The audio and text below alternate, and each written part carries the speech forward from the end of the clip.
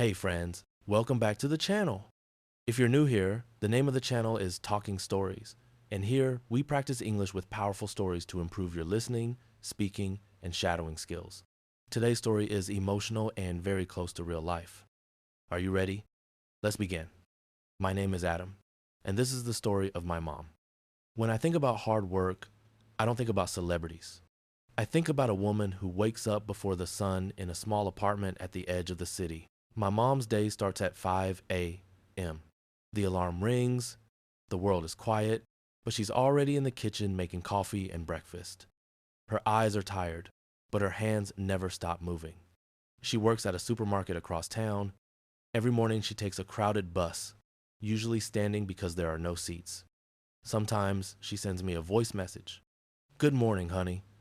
Don't forget your lunch."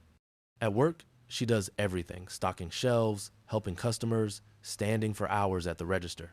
Her feet hurt and her back hurts, but all people see is her warm smile and her treat. Have a nice day. When I was younger, I didn't understand. To me, she was just mom, the woman who made food appear and clothes magically clean. I didn't see the overtime or the days she skipped lunch for me. Most evenings, she comes home after dark. She opens the door slowly, puts down her heavy bag, takes a deep breath. But when she sees me, "Hey, sweetheart, how was your day?" Our apartment is small, but full of her effort. A jar of coins she saves for my future. Notes on the fridge. Pay electricity. Don't forget Adam's school form. Sometimes I hear her late at night with a calculator and notebook, writing every bill, every expense, trying to make everything fit like solving a puzzle no one else sees. One night I found her sitting in the dark, tears in her eyes after a late fee message we couldn't afford. She said, "Everything's fine." But for the first time, I knew it wasn't. At school, I felt small when friends talked about vacations or new phones. But then I remembered her tired smile and her words. "One day, things will be better. You'll see." Some days she came home completely exhausted, her voice low, steps heavy. I tried to help washing dishes, cleaning, making tea. "Mom, aren't you tired of working so much?" I once asked. She smiled gently. "Tired? Of course. But when I look at you, I remember why I keep going." She never finished college.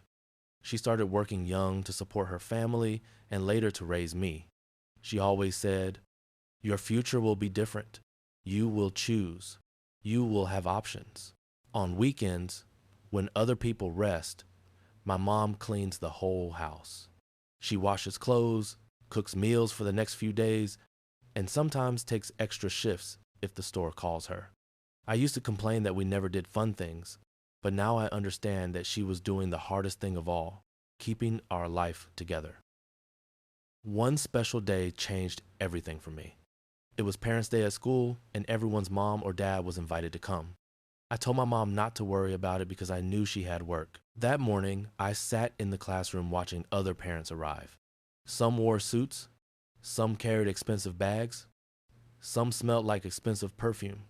I looked at the door, but I wasn't expecting to see my mom. Then, right before the event started, the door opened, and there she was. Her hair was a little messy from the wind, her work uniform was under a simple jacket, and there were small dark circles under her eyes. But to me, she looked like a hero walking into battle. She had asked her manager for 1 hour off, and he didn't want to give it. She insisted and told him, "My son only has one Parents' Day. The store has many workers. You'll be fine without me for 1 hour." She came running from the bus stop, out of breath, just to be there for me. When the teacher asked each of us to introduce our parents, I stood up, my heart racing. Some kids said, "My dad is a doctor," or "My mom is a lawyer." When it was my turn, I smiled and said, "This is my mom. She's the hardest working person I know." My mom looked surprised. Then her eyes filled with tears.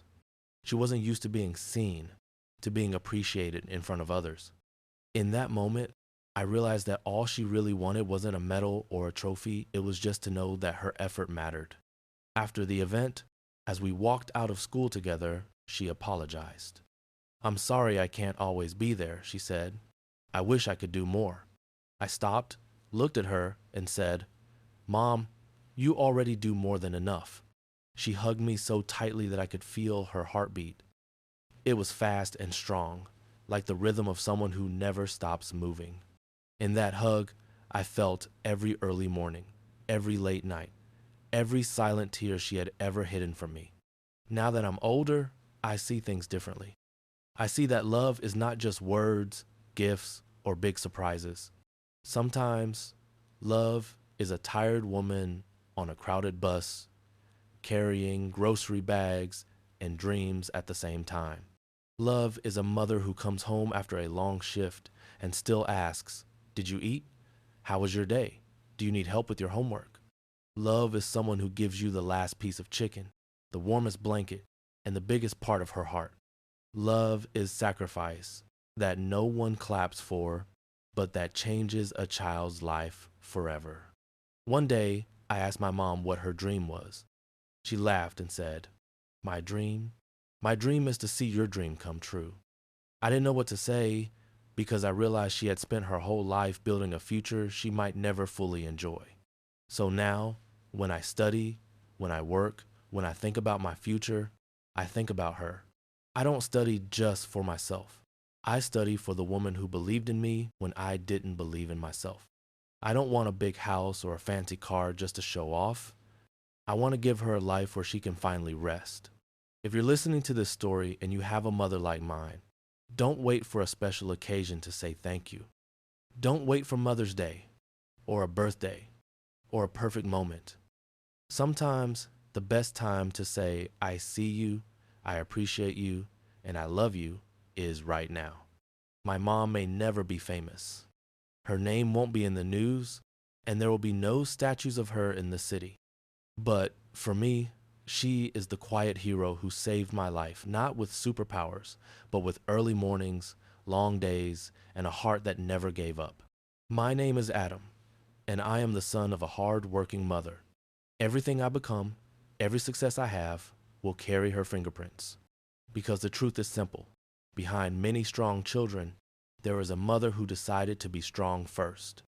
And one day, when she finally sits down, looks around, and smiles without worry, I want her to know that every long shift, every tired step, and every small sacrifice was worth it. Not because life was perfect, but because her love turned a simple life into a beautiful story. At the end of the story, if you watched until this point, you did a great job. Remember, every story you listen to and repeat makes your English stronger, step by step. Don't be shy to speak. Now, let's test your understanding with a few questions. You can pause the video, think about the answers, and write them in the comments. 1. Where does Adam's mom work, and how does she go there every day? 2. Why did Adam wake up one night and see his mom crying in the kitchen? 3.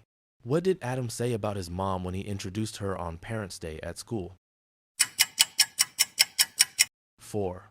What is his mom's dream when Adam asks her about it? 5. What does Adam want to do for his mother in the future when he becomes successful? If you enjoyed this story and learned something today, don't forget to like the video, subscribe, and tell me in the comments. Which part of the story touched you the most?